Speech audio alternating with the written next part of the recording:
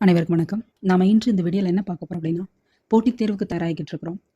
தயாராகிக்கிட்டு இருக்கும்போதே, கடந்த 2 வாரம் நான் நல்லா ஸ்பீடா படிச்சேன். இடையில தீபாவளி வந்துச்சு. ஜாலியா ஃபேமிலியோட என்ஜாய் பண்ணோம். சொந்த பந்தங்கள்லாம் வந்தாங்க. நல்ல உணவு, அருமையான உணவு சாப்பிட்டோம். நல்ல பலகாரங்கள்லாம் சாப்பிட்டோம். அருமையா வெடி வெடிச்சோம். ஆனா, இப்போ எனக்கு ஸ்பீடு குறைஞ்ச மாதிரி தோணுது. ஏன்னா, சில சிந்தனைகள் மாறுது. என்னோட படிப்புல கவனம் குறையுது. இது மாரி சிச்சுவேஷன்ல இருக்கிறோம். ஸோ, இப்போ கண்டிப்பா உங்களுக்கு ஒரு மோட்டிவேஷன் தேவை. அதுதான் இந்த வீடியோ. ஸோ நீங்க மட்டும் இல்லங்க. உங்களோட ஃப்ரெண்ட்ஸ் அண்ட் ரிலேஷன்ஸ்க்கும் இதே மாதிரி சிச்சுவேஷன்ல தான் இருப்பாங்க. ஸோ உடனடியா இந்த வீடியோவ உங்களோட ஃப்ரெண்ட்ஸ் அண்ட் ரிலேஷன்ஸ் எல்லாருக்குமே ஷேர் பண்ணுங்க. இந்த வீடியோ உங்களோட ஸ்பீடு குறையும்போது நீங்க எப்படி படிக்கணும்? அந்த ஸ்பீட அதிகப்படுத்துறதுக்கு எந்த மாதிரி படிச்சா இருக்கிற இந்த கொஞ்ச நாட்கள்ல நம்ம படிச்சு இந்த அரசு வேலையை வாங்க முடியும்? இந்த எக்ஸாம்ல கன்ஃபார்ம் போஸ்டிங் வாங்கணும்னா எப்படி இன்னும் வேகமா இருக்கிற ஸ்பீடு இன்னும் வேகமா, ஏன்னா நாட்கள் குறையுது, ஸ்பீடு அதிகரிக்கணும் இல்லையா? அதற்காக சொல்றேன். வாங்க முழுமையா இந்த வீடியோவை பார்த்து நீங்க பயன்பெறுங்க. முழுமையாக பார்ப்போம் வாருங்கள். போட்டித் தேர்வுக்கு தயாராகிக்கிட்டு இருக்கும்போது கோல் சில நேரம் நமக்கு மறந்துடுது. அப்படிதானே? ஏன்னா இப்போ ஒரு 2-3 வாரம் நல்லா படிச்சேன், இப்போ எனக்கு ஸ்பீடு குறையுதுன்னா என்ன அர்த்தம்? நம்மளோட கோல் மறந்துட்டுன்னு அர்த்தம். அப்படிதானே? கோலை வந்து எப்பவுமே மறக்காதீங்க, சரிங்களா? அதுக்கு பதிலாக என்ன செய்யுங்க அப்படின்னா, உங்களோட இலக்கை நினைக்காமல் இருக்காதீங்க. உங்களுடைய கோலை நினைக்காம இருக்காதீங்க. மறக்கிறீங்கன்னு நான் சொல்லல. நினைக்காமலே இருக்காதீங்க. ஒவ்வொரு நேரமும் நினைங்க. அதை எப்படி நினைக்க முடியும்? சரிங்களா? உங்களோட பெயர், சரிங்களா? ஒரு பேப்பர்ல A4 ஷீட்ல உங்களோட பெயர், நீங்க என்ன பணிக்கு போக போறீங்க, என்ன அரசு அதிகாரி ஆக போறீங்க, சரிங்களா? எந்த டீச்சர், உங்களோட சப்ஜெக்ட் போட்டு டீச்சர், அரசு ஆசிரியை அப்படின்னு போட்டு சைன் பண்ணுங்க. உங்க சைனை நீங்க ரெட் ரீஃபில்ட்டு பண்ணாலும் சரி, இல்லை கிரீனிங் கிட்ட பண்ணாலும் சரி, உங்களுடைய விருப்பம், சரிங்களா? ஒரு ஃபோட்டோ ஒட்டிக்கிட்டாலும் பரவாயில்ல. ஸோ அந்த கோல் வந்து எப்போவுமே உங்கள் கண்ணில் படுற உங்கள் வீட்டில் ஏதாவது ஒரு இடம் இருக்கும் இல்லையா? இல்லை உங்களோட ஸ்டடி பிளேஸ் இருக்கும் இல்லையா? அந்த மாதிரி இடத்துல ஒட்டுங்க. ஸோ அதை பார்க்கும்போதெல்லாம் உங்களுக்கு நினைவுக்கு வரும், இது என்னுடைய கோல், இந்த கோலை நோக்கி நான் போகணும் அப்படின்னு சொல்லிட்டு நினைவுபடுத்திட்டே இருங்க.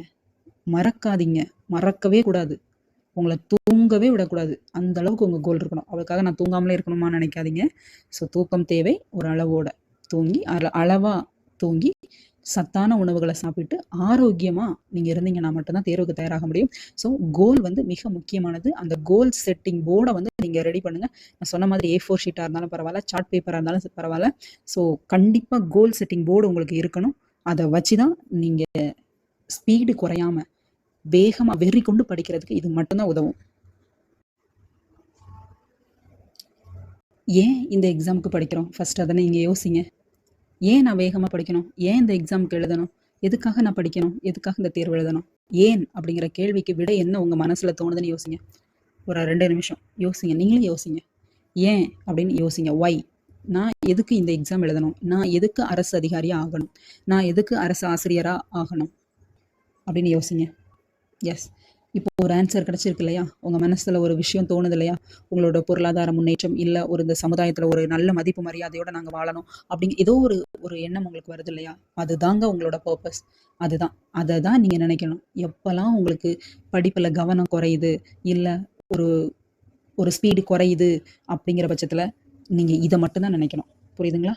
உங்களோட பர்பஸ், எதற்காக நான் இந்த வேலைக்கு போகணும்னு நினைக்கிறேன், இந்த தேர்வில் நான் ஜெயிச்சு வேலைக்கு போகணும்னு ஏன் நினைக்கிறேன் அப்படிங்கிறத மட்டும் யோசிங்க. எப்படி ஜெயிக்கணுங்கிறது ஆட்டோமேட்டிக்காக உங்களுக்கு வழி பிறந்துடும். நீங்கள் கண்டிப்பாக ஜெயிச்சிருவீங்க. ஏன் அப்படிங்கிறதுக்கு மட்டும்தான் உங்களுக்கு ஆன்சர் தேவை. வேகமாக படிக்கணும்னு சொல்லிட்டேன். எதுக்காக இதை படிக்கிறோன்னு நம்ம புரிஞ்சுக்கிட்டோம். ஆனால் எப்படி படிக்கணும் நம்ம தெரிஞ்சுக்கிட்டோம்ல, அதுதான் மிக முக்கியமானது. எப்படி படிக்கணும் அப்படின்னு நம்ம தெரிஞ்சால் மட்டும்தான் ஃபுல்லாக நம்ம கரெக்ட் அந்த குறிப்பிட்ட டயத்துக்குள்ளே முடித்து அந்த தேர்வில் வெற்றி பெற முடியும். படிக்கிற விஷயத்தை, உங்களோட சிலபஸை. ஸோ அதை எப்படிங்கிறத பிளான் பண்ணணும் இல்லையா? அதுதான் மிக முக்கியமானது. அதில் பாருங்கள், ஒரு சின்ன ஒரு கொட்டேஷன் உங்களுக்கு சொல்கிறேன். Failing to plan is planning to fail. அதாவது நீங்கள் பிளான் பண்ணலை, எந்த ஒரு வேலையும் ஆரம்பிக்கும் போது ஒரு சரியான திட்டமிடுதல் இல்லை அப்படின்னு வச்சுக்கோங்களேன், நீங்கள் எதற்கு பிளான் பண்ணுறீங்கன்னா நீங்கள் தோற்பதற்காக பிளான் போட்டுட்ருக்கீங்கன்னு அர்த்தம். புரியுதுங்களா? நீங்கள் ஒரு செயலை செய்யணுங்கிறதுக்கு திட்டமிடவே இல்லை அப்படின்னா அந்த செயலில் நீங்கள் தோல்வியை நோக்கி போகிறதுக்கு திட்டமிட்டு இருக்கீங்க, செயல்படுத்திக்கிட்டு இருக்கீங்க அப்படின்னு அர்த்தம். சரிங்களா? ஸோ அதனால் தோற்பதற்காக யாரும் பிளான் போட வேண்டாம்.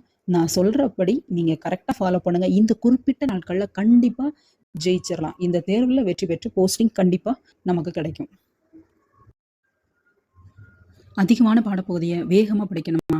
படிக்கிறதுல ஒரு 3 டைப் இருக்குங்க. ஃபஸ்ட்டு சைலண்ட் ரீடிங், சரிங்களா? அமைதியாக படிக்கிறது, சரிங்களா? இல்லை அப்படின்னா நெக்ஸ்ட் செகண்ட் ஸ்டெப் என்ன அப்படின்னா லவுட் ரீடிங், சத்தமாக படிக்கிறது. இன்னொன்று என்னென்னா மைண்ட் ரீடிங். இதில் எது உங்களுக்கு ரொம்ப ஈஸியாக வரும், எந்த மெத்தடில் படித்தா நீங்கள் ஸ்பீடாக படிப்பீங்க அப்படிங்கிறத ஃபைண்ட் அவுட் பண்ணுங்கள். எஸ், அதாவது 3யுமே ட்ரை பண்ணுங்கள். எதை படிக்கும்போது உங்களுக்கு அந்த படிக்கிற விஷயம் புரியுது, உங்களால் கான்சன்ட்ரேஷனாக படிக்க முடியுது அப்படிங்கிறத நீங்கள் தெரிஞ்சுட்டு பண்ணுங்கள். உட்காந்து மெமரி பண்ணிட்டுலாம் இருக்க வேண்டாம், புரிஞ்சு படிக்கணும். அதுதாங்க முக்கியம். ஏதோ நானும் எக்ஸாமுக்கு அப்ளை பண்ணேன், நானும் பரீட்சைக்கு படிக்கிறேன், தேர்வு எழுதுறேன் அப்படின்னு சொல்லிட்டு படிக்கிறவங்கெல்லாம் பாஸ் ஆக மாட்டாங்க. அவங்கெல்லாம் வேலைக்கும் போக போகிறதில்ல. ஆனால் என்னால் முடியும் அப்படிங்கிற எண்ணத்தோட தொடர்ந்து தெளிவாக புரிஞ்சு படிக்கிறாங்க பார்த்தீங்களா, அவங்க மட்டும்தான் அரசு வேலை வாங்க முடியும். ஏன் அப்படி சொல்கிறேன்னு நினைக்கிறீங்களா? எஸ், அதாவது நமக்கு வரக்கூடிய கொஸ்டின் பேப்பர் வந்து எந்த மாதிரினாலும் வினாக்கள் இருக்கலாம். டைரெக்டாக கேள்வி கேட்பாங்க, இந்த கேள்விக்கு இந்த பதில் அதை மேட்சிட்டு இருக்கும் இல்லையா, பொறுத்துக்க மாதிரி இருக்கும், டைரெக்டாக இருக்கும் அப்படின்னு நீங்கள் நினச்சிட்டு போகலாம். ஆனால் வினாக்கள் வந்து அந்த மாதிரி இருக்காது. ஸோ அதுக்கு நீங்கள் என்ன முறையில் நீங்கள் படிக்கணும் அப்படின்னா, படிக்கிறதே அண்டர்ஸ்டாண்ட் பண்ணி புரிஞ்சு படிக்கணும். நீங்கள் நல்ல கவனமாக ஒரு டாபிக் எடுக்கிறீங்க அப்படின்னா அதில் என்ன சொல்ல வராங்க, என்ன சொல்லியிருக்கிறாங்க, அதோட மைய கருத்து என்ன, எல்லா விஷயத்தையும் நீங்கள் புரிஞ்சுட்டு படித்து அதை நீங்கள் எழுதுனீங்க அப்படின்னா எத்தனை முறை தேர்வில் எழுதினாலும் சரி, உங்களோட ஓன் டெஸ்ட்டாக இருக்கட்டும், டாபிக் வைஸ் டெஸ்ட்டு இல்லை சிலபஸ் வைஸ் டெஸ்ட்டு, நீங்கள் என்ன எழுதினாலும் சரி, யூனிட் வைஸ் டெஸ்ட் எதுனாலும் எழுதலாம். ஸோ அந்த மாதிரி எழுதும்போது எப்போ எழுதினாலும் உங்களுக்கு அந்த விஷயங்கள் வந்து மறக்காது. ஸோ அதுக்கு தான் புரிஞ்சு படிக்கணும். அதே மாதிரி வினாக்கள் எந்த வடிவில் அவங்க கேட்டாலும் சரி உங்களால் பதில் எழுத முடியும். படிச்சுட்டு இருக்க எல்லாத்துக்குமே இருக்கிற பெரிய பிரச்சனை தாங்க நெகட்டிவ் தாட்ஸு. ஒன்று வெளியிலேருந்து நமக்கு தருவாங்க, இல்லைனா நம்ம மனசுக்குள்ளே நமக்கு புதுசாக ஒரு நெகட்டிவ் தாட்ஸ், அதாவது தேவையில்லாத தவறான எண்ணங்கள் தோன்றிக்கிட்டே இருக்கும். என்ன அப்படின்னா வெளியிலேருந்து சொல்கிறவங்கன்னா, ஃபார் எக்ஸாம்பிளுக்கு உங்களோட வீட்லையாக இருக்கட்டும், இல்லை உங்களோட ஃப்ரெண்ட்ஸ் அண்ட் ரிலேஷன்ஸாக இருக்கட்டும், பேசுகிற வார்த்தைகள் என்ன சொல்லுவாங்க அப்படின்னா, இந்த கொஞ்ச நாள் தான் இருக்குது, நீ இப்போ படித்து எப்படி நீ பாஸ் ஆகுவ, உன்னாலலாம் இந்த வேலைக்கு போக முடியாது, நீலாம் சும்மா நேரத்தை வீணாக்கிக்கிட்டு இருக்கிற, இந்த மாதிரி வார்த்தைகளை உங்களுக்கு சொல்லுவாங்க. இல்லாத பட்சத்தில் உங்கள் மனதுக்குள்ளே எழும்புற வார்த்தைகள் என்னவா இருக்கும், அந்த சிந்தனைகள் என்னவா இருக்கும் அப்படின்னா, நம்மளால முடியாது, அவங்க சொல்கிறது கரெக்டு தான், கண்டிப்பாக நம்ம படிச்சுக்கிட மாட்டோம், நம்மளால தேர்வில் ஜெயிக்க முடியாது, இந்த போஸ்டிங் வாங்க முடியாது அப்படிங்கிற எண்ணம் நம்ம மனசுலையும் தோணுது. ஸோ இது ரெண்டும் தான் அதிகமாகும்போது நம்மளோட படிப்பு அந்த ஸ்பீடாக இருக்கட்டும், இன்ட்ரெஸ்ட்டாக இருக்கட்டும் குறையிறதுக்கு காரணமே நெகட்டிவ் தாட்ஸ் அதிகமாக நம்ம உள்ள போடுறது தான். ஸோ அதை நீங்கள் அப்படியே மாற்றி நினைங்க. நீங்கள் படிக்க போகிறது வாழ்நாள் முழுக்க படிக்க போகிறது இல்லையா, வருஷக்கணக்காகவும் படிக்க போகிறது இல்லை, படிக்க போகிறது இந்த மாதங்கள், இந்த எக்ஸாம் வரைக்கும் மட்டும்தான். இந்த எக்ஸாம் வரைக்கும் நீங்கள் படிக்கும்போது என்னால் முடியும், இந்த எக்ஸாமில் நான் பாஸ் ஆகி இந்த வேலையை நான் வாங்குவேன், என்னால் முடியும், நான் தான் ஜெயிக்கிறேன் அப்படிங்கிற அந்த எண்ணத்தை மனசில் வைங்க. உங்களுக்கு எஃபர்ட் குறையுதா, உங்களோட சிந்தனைகள் மாறுதா, அப்போ நீங்கள் என்ன நினைங்க, உங்களோட கோலை நினைங்க. உங்களோட எக்ஸாம் நீங்கள் அந்த அரசு அதிகாரி ஆனீங்கன்னா எந்த மாதிரி வாழ்க்கை வாழுவீங்க அதை யோசிங்க. ஆட்டோமேட்டிக்காக அந்த நெகட்டிவ் தாட்ஸ்லாம் ஓடிடும். ஸோ அடுத்தவங்க என்ன வேணாலும் பேசுகிறவங்க பேசிகிட்டே தான் இருப்பாங்க, அதெல்லாம் நமக்கு தேவையே கிடையாது. நமக்கு தேவை ஒரு அரசு வேலை.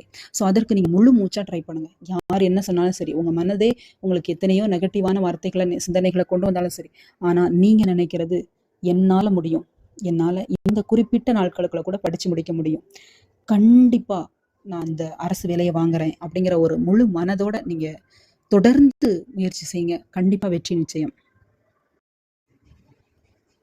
நீங்கள் வேகமாக படிக்கணும்னு எந்த அளவுக்கு நினைக்கிறீங்களோ அந்த அளவுக்கு உங்களோட பிளான் இருக்கணும். அந்த பிளான் எப்படி இருக்கணும் அப்படின்னா 2 இடத்துல இருக்கணும். ஒன்று படிப்புக்கு போடணும், அதாவது உங்கள் சிலபஸ் வைஸ் நீங்கள் எடுத்து உங்கள் டாப்பிக்கில் உங்கள் சிலபஸில் என்னென்ன டாபிக் இருக்குது, அதில் உங்களுக்கு தெரிஞ்சது எது, கொஞ்சம் அதிகம் கவனம் செலுத்தி படிக்க வேண்டியது எது, புரியுறது எது, ஈஸியாக புரியக்கூடியது எது, எல்லாமே உங்களுக்கு தெரியும். ஏன்னா நீங்கள் ஆல்ரெடி யூஜியில் படித்த விஷயம் தான், யூஜி பிஜியில் நீங்கள் படித்த விஷயத்தை தான் திரும்ப படிக்கிறீங்க. ஸோ அதற்கு ஏற்றாற்போல் ஸ்டடீஸ்க்கு நீங்கள் பிளான் போடுங்க, படிப்புக்கு, சரிங்களா? அதே மாதிரி தான் டெஸ்ட்டுக்கும் பிளான் போடுங்க. டெஸ்ட்டோட பிளான் எப்படி இருக்கணும், ஒரே மாதிரி மெத்தடில் நீங்கள் டெஸ்ட் எழுதுனீங்கன்னா கண்டிப்பாக போர் அடிக்கும், கண்டிப்பாக சோர்வடைஞ்சிருவீங்க. ஒரு வாரம் 2 வாரம் தாங்கும், அதுக்கப்புறம் ஸ்பீடு குறைஞ்சிரும். ஸோ நீங்கள் எப்படி இருக்கணும் அப்படின்னா, உங்களோட டெஸ்ட் ஆன்லைன் குவிஸாக இருக்கட்டும், சரிங்களா? ஒரு டாப்பிக்கில் ஆன்லைன் குவிஸ் எழுதலாம் ஒரு டைம். நெக்ஸ்ட் டைம் நீங்கள் என்ன பண்ணலாம் அப்படின்னா, அதையே பிடிஎஃபாக உங்களுக்கு எதுவும் கிடச்சிது அப்படின்னா அதை ஒர்க் அவுட் பண்ணி பார்க்கலாம். இல்லை நீங்கள் ஏதாவது வீடியோக்கெலாம் உங்களுக்கு கிடைக்குது, அதை நீங்கள் எழுதி பார்க்குற மாதிரி இருந்தாலும் பரவாயில்ல. அதாவது ஒரே மெத்தடை நீங்கள் ஃபாலோ பண்ணாமல் டிஃப்ரெண்ட்டாக பண்ணிங்கன்னா உங்களுக்கு போர் அடிக்காது. ஒரு கரெக்டான டைமுக்குள்ளே நீங்கள் போட்டு வச்சுருக்கீங்களா உங்களோட ஷெடியூல், அந்த டைம் ப்ராப்பராக உங்களுக்கு கரெக்டாக முடிக்கிறதுக்கு ஒரு உதவியாக இருக்கும். அது மட்டும் இல்லாமல் இந்த பிளானை வந்து போடுறது ஈஸி, அதை ஃபாலோ பண்ணுறது எவ்வளோ கஷ்டம் தெரியுமா அப்படின்னு நீங்கள் நிறைய பேர் சொல்லுவீங்க. ஆமாங்க, நீங்கள் யோசிச்சு பாருங்கள், இப்போ நம்ம படித்து ஒரு ஆசிரியர் ஆகிற அளவுக்கு வந்திருக்கிறோம். பட் நம்மளோட ஸ்கூல் டேஸை திரும்பி பாருங்கள், அந்த ஸ்கூல் டேஸில் என்ன பண்ணியிருப்பாங்க, ஒரு 1 மணி நேரம் பீரியட்னா அந்த 1 மணி நேரம் அந்த பீரியட் தான் நடக்கும். சயின்ஸ்னா சயின்ஸ் மட்டும்தான், தமிழ்னா தமிழ் மட்டும்தான். லஞ்ச் பீரியடில் லஞ்ச் சாப்பிட்றோம் சரிங்களா. ஸோ அந்த மாதிரி உங்களோட டைம் டேபிள் நீங்கள் என்ன போட்டிருக்கீங்களோ அதை கரெக்டாக ஒரு ஃபாலோ பண்ணுங்கள். அந்த ரூல்ஸ் வந்து பிரேக் பண்ணக்கூடாது, புரியுதுங்களா. இந்த டைம்னா இதுதான், நான் படிக்கிற டைம் படிப்பு மட்டும்தான், டெஸ்ட் எழுதுகிற டைம் டெஸ்ட் மட்டும்தான் அப்படின்னு உங்களோட இதில் நீங்கள் உங்களுக்கே ஒரு யூனிக்காக நீங்களே உங்களுக்கு முன்மாதிரியாக கரெக்டாக செயல்படுங்க சரிங்களா. நேரத்தை ஒரு இடத்துல ஒரு நிமிஷத்தை கூட இல்லை பரவாயில்ல ஒரு 5 நிமிஷம் தானே அப்படின்னு சொல்லிட்டுலாம் இல்லை, கரெக்டாக இந்த டைமுக்கு இந்த ஒர்க்கு தான் அப்படின்னு சொல்லிட்டு ஃபுல்லாக கவனமாக ஸ்டார்ட் பண்ணுங்கள். அதாவது பிளான் வந்து நான் சொன்ன மாதிரி உங்களோட படிப்புக்கும் இருக்கட்டும், உங்கள் டெஸ்ட்டுக்கும் முக்கியத்துவம் கொடுங்க. இது ரெண்டுமே மிக முக்கியமானது. டிஸ்ட்ராக்ஷன் பொதுவாக நான் ஒரே வார்த்தையில் டிஸ்ட்ராக்ஷன் சொல்லிடுவேன். ஆனால் உங்களோட லைஃப் ஸ்டைல், உங்களோட ஃபேமிலி, நீங்கள் வாழ்ந்துட்டு இருக்க இடத்துல உங்களுக்கு தனிப்பட்ட முறையில் எந்தெந்த மாதிரிலாம் டிஸ்ட்ராக்ஷன் வருதுன்னு உங்களுக்கு தான் தெரியும். ஸோ அதை எப்படி தவிர்க்கலாம் அப்படிங்கிறத நீங்கள் பண்ணணும். ஏன் இப்படி சொல்கிறேன் அப்படின்னு நினைக்கிறீங்களா? ஆமாங்க, டிஸ்ட்ராக்ஷனுங்கிறது ஒரு மொபைல் ஃபோன் வழியாக வரலாம், இல்லை உங்கள் வீட்டில் இருக்கிற வீட்டுக்குள்ளே இருக்கிற நபர்கள் மூலயமா வரலாம். ஏன்னா அவங்க டிவி பார்க்கலாம், நீங்கள் படிச்சுட்டு இருப்பீங்க. ஸோ அந்த வார்த்தைகள்லாம் உங்களோட காதலில் விழலாம். இல்லை உங்களோட நண்பர்கள் யாரோ ஒருத்தவங்க உங்ககிட்ட வந்து பேசிகிட்டு இருக்கிறாங்க. ஸோ அதன் மூலமாக உங்களுக்கு நேரம் வீணாகுது. ஸோ இதை மாதிரி எல்லாமே தான் உங்களுக்கு டிஸ்ட்ராக்ஷன். ஏன்னா உங்களோட படிக்கிற டைம் மிக முக்கியமானது, டெஸ்ட் எழுதுகிற டைம் மிக முக்கியமானது. ஸோ அந்த டிஸ்ட்ராக்ஷனை நீங்கள் கண்டுபிடிக்கணும், கண்டுபிடிச்சிட்டு தான் அதை தவிர்க்க முடியும். ஸோ அதுதான் சொல்கிறேன், உங்களுக்கு ஏற்றாறு போல் நீங்கள் உங்கள் சிச்சுவேஷனுக்கு ஏற்றாறு போல் நீங்கள் டிஸ்ட்ராக்ஷனை குறைக்க பாருங்கள். ஃபார் எக்ஸாம்பிள், உங்கள் வீட்லேயும் ஒருத்தவங்க உங்களை டிஸ்டர்ப் பண்ணுறாங்கன்னா அந்த இடத்துல இல்லாமல் நீங்கள் வேறு இடம் போயிருங்க ஃபஸ்ட்டு சரிங்களா. முடியாது, நீங்கள் அந்த இடத்துல தான் படிக்கிறீங்க அப்படின்னா அந்த டைமுக்கு அவங்க பார்க்குறாங்க இல்லையா, டிவி பார்க்குற டயத்தை விட்டுட்டு மற்ற டைம் படிங்க, அதை அவங்க பார்த்துட்டு போகட்டும். இல்லாத பட்சத்தில் அவங்ககிட்ட ஓப்பனாக சொல்லிடுங்க, நான் இதை மாதிரி படிக்கிறேன், ஒரு 2 மாதம் தான் நான் படிக்க போகிறேன், இந்த எக்ஸாம் முடிகிற வரைக்கும் கொஞ்சம் எனக்கு படிக்கிறதுக்கு டிஸ்டர்பன்ஸ் இல்லாமல் இருக்கலாமே அப்படின்னு முடிஞ்சா சொல்லி பாருங்க. இல்லைன்னா நீங்களே ஒதுங்கிறது மிக நல்லது சரிங்களா. ஏன்னா உங்களுக்கு பீஸ்ஃபுல்லான மைண்டோட எந்த ஒரு மைண்டு ரிலாக்ஸேஷனோட எந்த ஒரு டென்ஷனும் இல்லாமல் இருந்தால் மட்டும்தான் படிக்கிறது மனசில் தங்கும், வேகமாகவும் படிக்க முடியும். வெற்றி நமதே, அரசு வேலை நமதே. நன்றி. இந்த வீடியோவை முழுமையாக பார்த்ததற்கு நன்றி. கல்வி இலவசம் யூடியூப் சேனலை சப்ஸ்கிரைப் பண்ணுங்கள், ஷேர் பண்ணுங்கள், லைக் பண்ணுங்கள். Thank you friends.